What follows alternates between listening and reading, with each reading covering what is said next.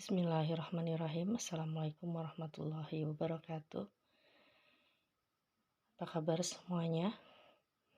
Kali ini Ibu Mindy akan mengajarkan materi tentang reaksi kafir Quraisy terhadap hijrah Nabi Muhammad ke Madinah.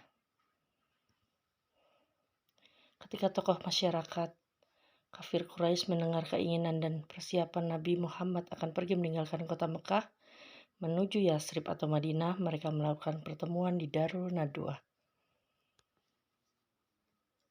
Pertemuan tersebut terjadi pada hari Kamis tanggal 26 Safar tahun ke-14 kenabian, bertepatan pada tanggal 22 September tahun 622 Masehi, dihadiri oleh seluruh suku Quraisy.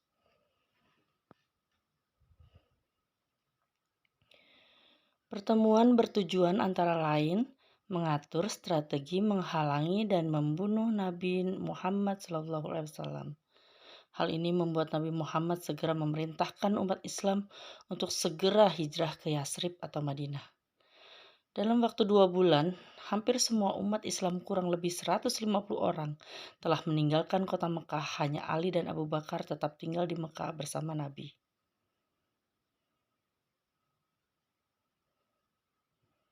Dari hasil pertemuan di Darun Nadwa, ada beberapa usulan terkait tindakan yang akan mereka terapkan kepada Nabi Muhammad.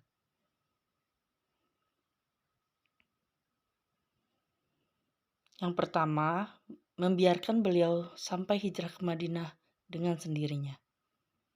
Yang kedua, memenjarakannya. Dan yang ketiga, menghilangkan nyawanya. Pada awalnya mereka memutuskan untuk membiarkan Nabi Muhammad hijrah ke Madinah. Tapi keputusan ini tidak akan dapat memecahkan masalah karena kepergian Nabi Muhammad dari Mekah boleh jadi akan menyiapkan kubu Yasrib atau Madinah untuk memerangi mereka.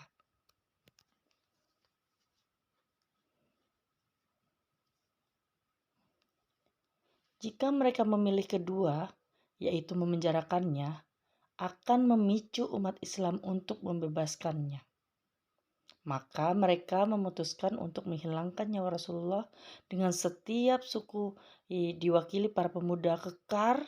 Manakala Nabi Muhammad keluar, mereka akan memukul secara bersamaan, yang berarti tanggung jawab menghilangkan nyawa ini akan dipikul oleh seluruh suku, sehingga ketika Bani Abdul Manaf ingin menuntut balas, maka tidak bisa menuntut semua. Licik ya. Sampai pada suatu malam, para algojo menyerang rumah Rasulullah dan hendak membunuh beliau. Pada saat itulah malaikat pembawa wahyu turun mengabarkan rencana kafir Quraisy kepada Rasulullah sebagaimana dinyatakan dalam Al-Quran surat Al-Anfal ayat 30. Yang artinya, dan ingatlah ketika orang-orang kafir Quraisy memikirkan daya upaya untuk menangkap dan memenjarakanmu, membunuhmu, atau mengusirmu dari Mekah. Mereka memikirkan tipu daya dan Allah menggagalkan tipu daya itu, dan Allah sebaik-baik pembalas tipu daya. Quran surat Al-Anfal ayat 30.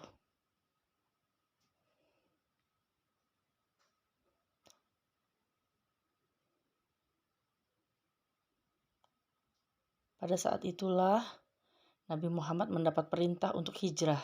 Beliau keluar dari rumah secara diam-diam. Berbagai usaha orang kafir Quraisy untuk mencegah Nabi Muhammad hijrah ke Madinah. Pada akhirnya usaha mereka tidak mendapatkan hasil. Nabi Muhammad menjalankan hijrah dengan rencana sejak persiapan sampai pelaksanaan. Akhirnya Nabi Muhammad sampai ke Madinah atau Yasrib dengan selamat. Alhamdulillah. Setelah Nabi Muhammad meninggalkan Mekah, orang kafir Quraisy tidak menyiksa keluarganya karena beberapa alasan.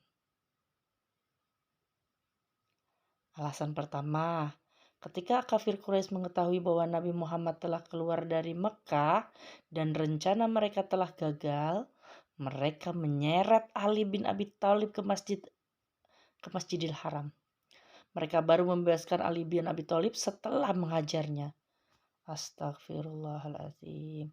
Alasan yang kedua yaitu tujuan kafir Quraisy hanya satu, yaitu membunuh Nabi Muhammad. Karena mereka menganggap bahwa satu-satunya cara memadamkan Islam adalah dengan membunuh Nabi. Karena itu mereka tidak ada urusan dengan orang lain dan mereka tidak mau bentrok dengan orang lain selain Nabi Muhammad.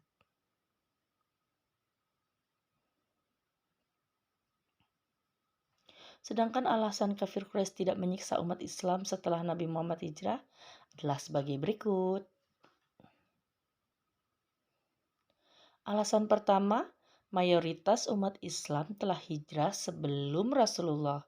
Karena sebab utama rencana pembunuhan Rasulullah karena hijrah besar-besaran yang dilakukan umat Islam ke Madinah dan tersebarnya Islam di kota tersebut.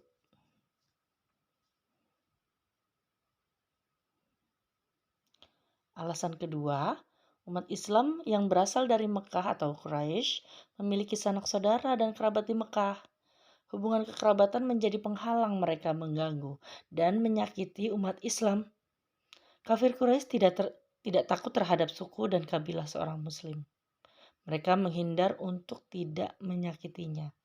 Karena sebagian besar mereka adalah saudara. Ada hubungan gitu.